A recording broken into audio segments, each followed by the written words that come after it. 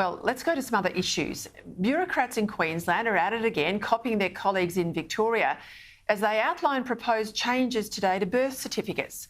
It would allow people to change their gender under the plan every 12 months, while the terms mother and father would become optional on a birth certificate. Now, it makes a complete mockery of birth certificates. They're supposed to be high-level information verification documents. And the move comes as UK Health Secretary Sajid Javid has just ordered an NHS review, that's the National Health Service review, of all young people in Britain who've been treated for gender dysphoria over concerns this has happened without enough consultation or due process, as a generation of young trans people are deciding to transition back to their birth gender. Joining me now is someone who is across this issue here and overseas, writer for the independent newsletter Gender Clinic News, Bernard Lane. Bernard, let's start, if we can, with the news out of Queensland. This issue about diminishing the accuracy of birth certificates, taking away mother, potentially taking away father, and of course, like they do in Victoria, allowing people to change their gender every 12 months if they want. This is a concern. Yes, Peter. Well, as you say, the birth certificate is a fundamental document, sort of foundation document for all sorts of other documents and for entry into, say, female-only spaces, toilets, change rooms and so on. And you mentioned the ability to change that sex or gender marker every 12 months, which is a puzzle, because on the one hand, we're told that we have to bring about this change because some people have this immutable inner gender identity that is at odds with their biological sex. And on the other hand, we're told that that gender marker can be changed once a year. And that's never been properly explained, although it's interesting that just yesterday in Germany, they laid out plans for a very similar law, and the minister there justified the 1-year rule on the basis that it would show that this was a serious change to be made. But what's still happening is that the feelings of a minority are being given priority over biological reality and its importance to the community as a whole.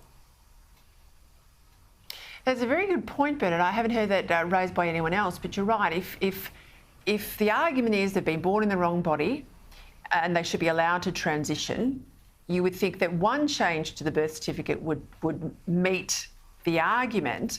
But if it's going to be potentially every 12 months they can change their gender, then that diminishes the argument of some in the trans lobby that they've been born in the wrong body and they've got a right to change their identity.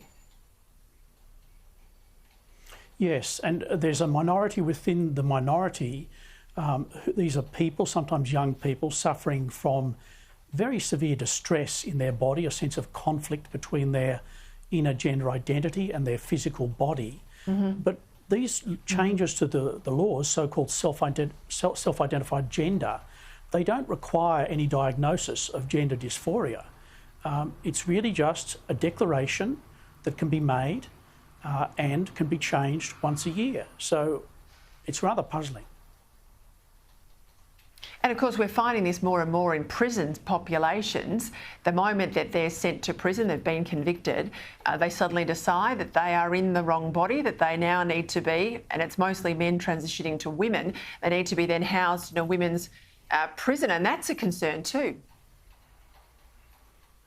That's right, Peter. And there have been cases, or at least one case I'm aware of, where a male-bodied sex offender identified as a female went into a female prison in the UK, I think, committed another assault, and the female prisoner who was assaulted by him was required to use his female pronouns in court.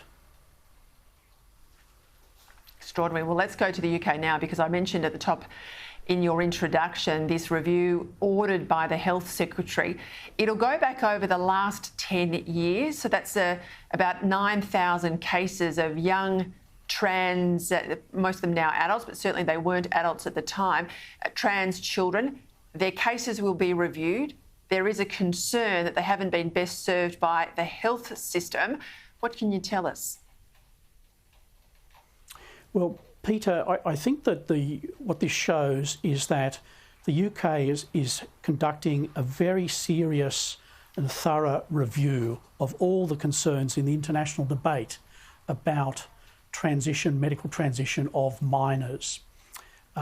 Jarvid is proposing a change to some confidentiality principles to make sure that Hilary Cass, the former president of the Royal College of Paediatricians, to make sure that Hilary Cass can get access to data on the treatment outcomes for those people that you mentioned, about 9,000 people. And the broader problem here is we've got a great conflict between, on the one hand, an incredible surge in the numbers of young people in these gender clinics seeking medical treatments, and the seriousness of those decisions, the possibility of effects on sexual function when they're adults, the possibility of infertility.